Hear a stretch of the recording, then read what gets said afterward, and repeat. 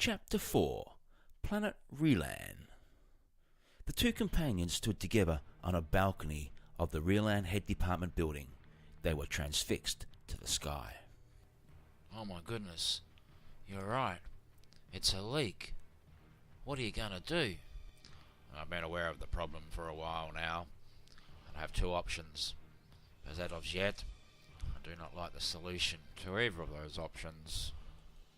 But you don't need to remind me who I am. In fact, no one ever had. There was never a need, but things had changed. For longer than anyone could remember, they had been safe. They had lived in perfect harmony. There was no poverty, no sickness, no fighting. Everybody treated everybody as a best friend. But things were changing, and with change comes pain. So what is it? It's a probe. Oh my goodness. What can we do? Nothing.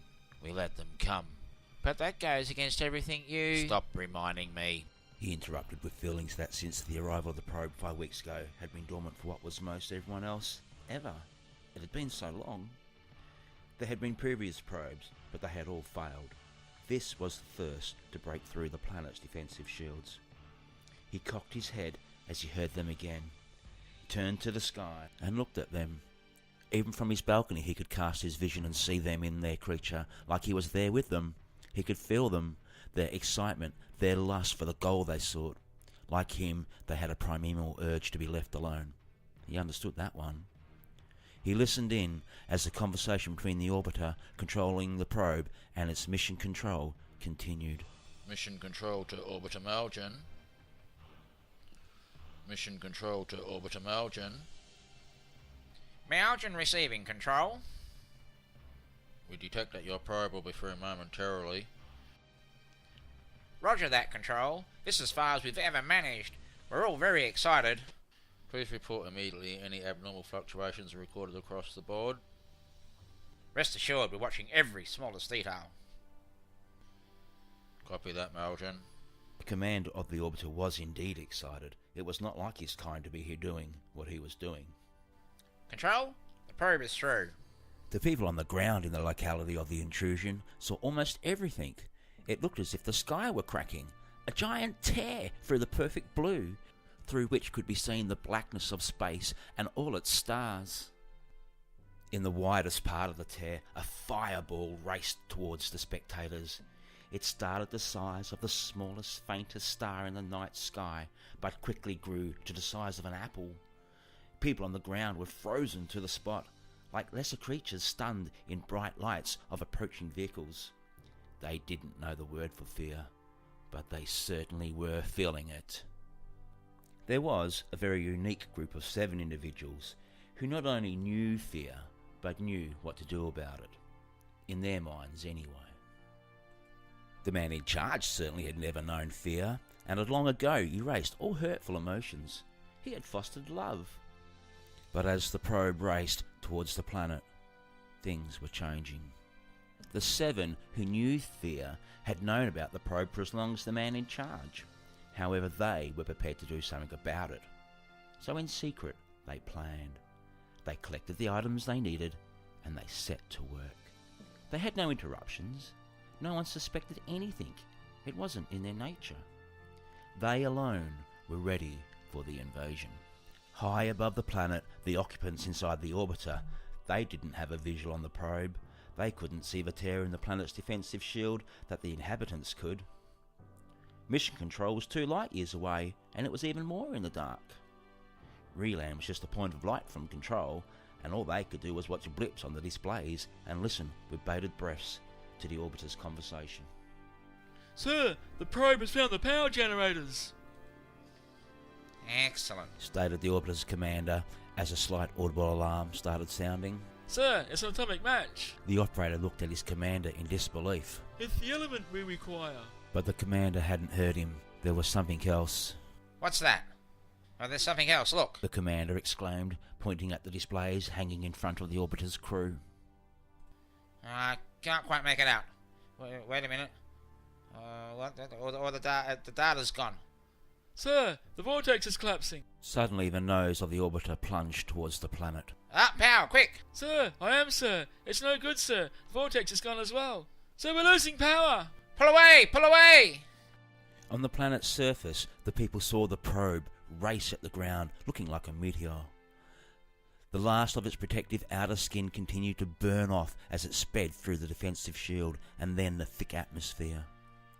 Out of nowhere, something shot towards the fireball. The flame stuttered for a moment as it engulfed the cylindrical missile. The crowd gasped in unfamiliar emotions. The fireball then seemed to expand rapidly, and its colour grew in intensity. Then for a split second it disappeared and vanished. But the missile remained and continued into the tear across the sky, and then it too vanished. The man in charge saw all this too. Thanks to his unique powers, he also heard it all. As with the previous probes, he had heard it all before. Back then, it was he who had prevented it. But he had learnt the tenacity of his invaders, so he changed tact. And although the least costly outcome in terms of pain and suffering was the most painful to him and his people, he had decided to let the probe come. He knew the consequences. He had felt them again and again. He'd cried for a full week in knowledge of what he was going to let happen. But that was all a waste now. He'd been deceived. The probe was supposed to be successful. It is what he had planned. And now a group of 7 had managed to conceal themselves from him. This was startling to him. This 7 had interfered with his plans. This was beyond his comprehension. This meant things were going to get messy, and a lot worse than he had forecast. Much worse, especially if he had anything to do with it. He didn't like being kept in the dark. It wasn't his nature. He sensed the orbiter's plight and looked skyward again. The missile, invisible to all except him and its senders, had streaked first through the probe and then onto the orbiter, corrupting systems and ensuring the vessel's demise as it passed. Aboard the orbiter, its commander was yelling frantic orders that the pilot was well ahead of. No one was keen on crashing into a giant gas planet. Pull away! Pull away! The forward vertical elevators flapped furiously, and the nose of the orbiter reached for the stars as the horizon fell away. For more than a second, it felt as if they were going to break orbit. But the orbiter Malgin's fate had been sealed moments before, when the invisible missile had passed through and evaporated in a ghostly mist just past its target. Nothing was damaged in the passing. The terrorist missile was but a ghost and not made of matter, as normal people understand. The consequences of encountering such a projectile is certainly no passing mist. Suddenly, the orbiter lurched as its elevators momentarily stopped. The appendages twitched back into life, and lift was regained, if only momentarily, before failing completely. The occupants inside the orbiter were violently convulsing.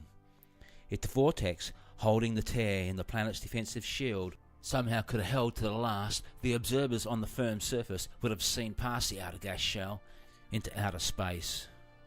This would have allowed them to witness the bright flash of white light as the orbiter imploded. Ah, damn it! Anger, he recalled at last, as the events in the sky came to a dramatic conclusion. This was an outrage. Anger, yes, he remembered it. The rip across the sky was gone. To the people in the orbiter, it had never existed. All they had seen, as with all the past missions, was the gas giant that concealed the planet. Their probe had penetrated into the gas giant's atmosphere, through the defensive shields and almost through the planet's upper atmosphere. This was further than any previous. Amazingly, it had recorded for a full 3 seconds before being destroyed. If it had not been for sabotage, they would have succeeded, if not in their mission to destroy the power generators maintaining the defensive shield around Relan, but in finding the element they required. However, a small group of scientists on Relan did not want that. The people on the planet's surface saw the dark of night shining through the gouge in the cloudy blue daytime sky, and what most believed was a meteor. The missile makers saw the probe, the orbiter, and the man in charge. They didn't have time or the resources yet to deal with mission control, but they felt confident they could deal with that by other means when they arrived at their destination. The man in charge had looked for weeks but could not locate mission control. The man in charge only missed the missile makers because he didn't know to look for them. How was it possible, after all, to conceal this from him? He was in charge. He admitted to himself that he'd gotten soft.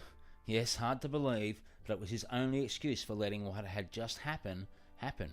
Never again, he told himself, and the whole planet felt his rage. His people, including the group of 7, were now even more afraid than when the midday sky had ripped open to reveal the night sky. They didn't like this new emotion. And now they were feeling the man in charge's rage as well. That was very discomforting. Suddenly another object shot skyward. The man in charge reached out and caught hold, but his grasp did something it had not done since so long ago it was almost before time. It slipped. The missile makers were inside. He glimpsed them, but they were somehow shielding themselves from his unique powers. This shocked him so much that he recoiled, and they were gone. Oh, he could see the ship, but not inside, and it was beyond his grip.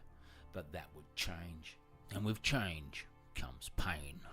Twice now these interferers have alerted me, He growled. He turned to his companion. Reed, we need to find that craft, and you're going to do it. When Mission Control's report arrived at Larg on Arison, the PEP science team devoted to this mission was in a flurry, with everyone running which way you can. The head of the science department, Delegate Baum, was in a furious rage about the news of the destruction of the Orbiter Malgin. But the news that amazingly outshone the deaths of the Orbiter and her crew was the discovery. His mission was there because of the power generators shielding the planet. This day they had found it, the item they had been looking for a very long time, the element they require to complete their plan for Arison. Then the power generators for Relan's defense shield was what Boehm needed. This required a change to his plans. His anger at the death of his orbiting creature and its crew empowered him. He was going to have those generators and kill 2 ooglers with 1 stone. Contact Mission Control. Tell them to start modifying Orbiter Poe. I want that orbiter capable of recovering the power generators and launch Relan within a week.